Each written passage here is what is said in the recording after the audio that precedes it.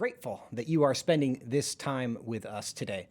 In the 49 years since the U.S. Supreme Court's infamous decision in Roe v. Wade, states have enacted numerous laws protecting unborn life, only for many of them to be blocked by the courts because of the legal precedent set by Roe. Now, in Dobbs v. Jackson Women's Health Organization, the Supreme Court is considering the constitutionality of a Mississippi law that would protect unborn life at 15 weeks gestation. Now, Mississippi's law directly challenges the legal precedent established in Roe.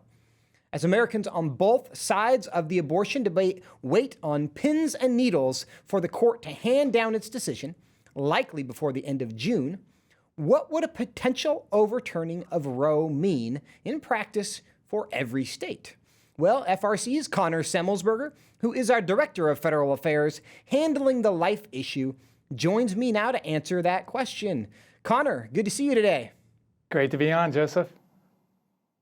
Connor, I'm having a hard time hearing you. Maybe they can get me in your ear. I don't know if you can hear me. But Connor, tell me, what will happen if the Supreme Court overturns Roe versus Wade like we all hope it will?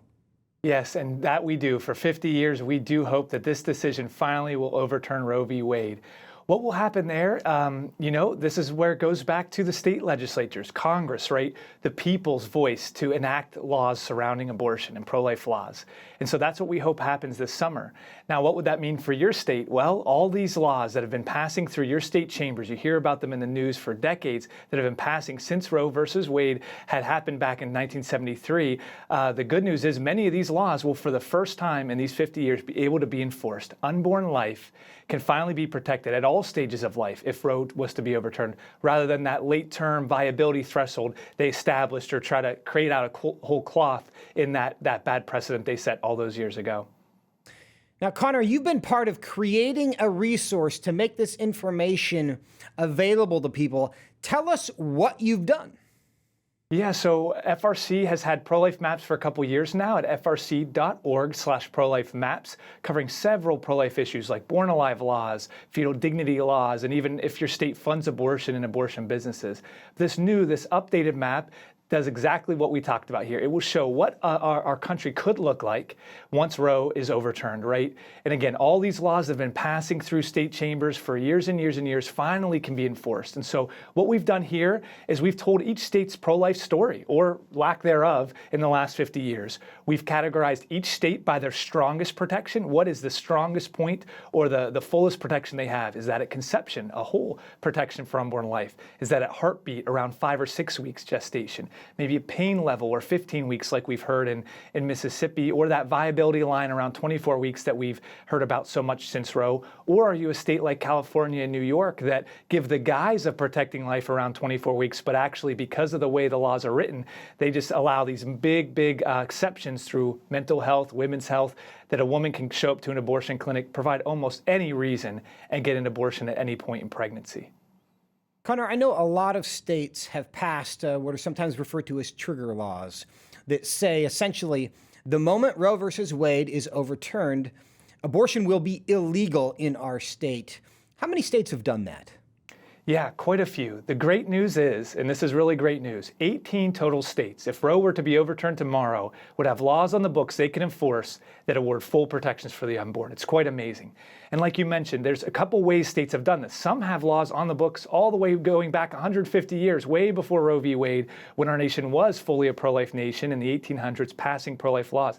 They never got rid of the laws, so they're still there in the books, and if Roe was overturned, they could enforce them once again. But another way states in recent years, I think 2005, South Dakota was the first state to pass such a law that said, okay, we get Roe is telling us we can't award full protections to the unborn now, but what happens when Roe is overturned? We're going to pass a law that says whenever we're allowed to again, whenever the courts say we can, this full protection for unborn life from conception will go into effect. And like I said, 18 total states thankfully have some version of a full protection. Some of them are this. And it was another creative way to pass pro-life legislation with Roe's Iron Curtain over state legislative chambers here.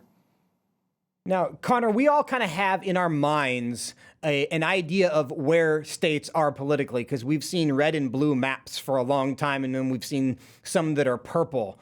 In your research in putting this map together, were there any surprises about which states were more or less pro-life?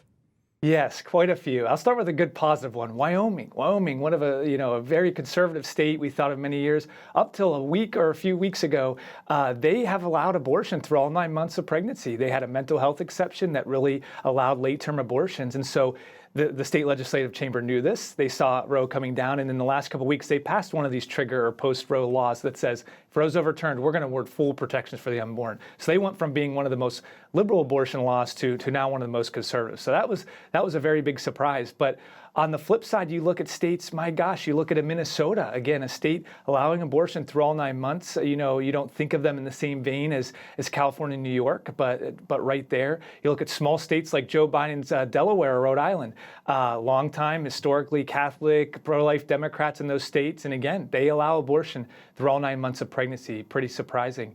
And then you have states like in Indiana,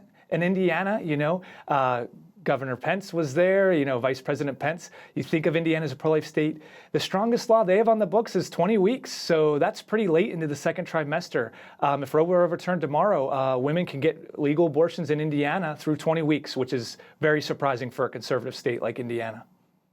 Now, Connor, so many people working on the life issue at the state and local level and doing so successfully.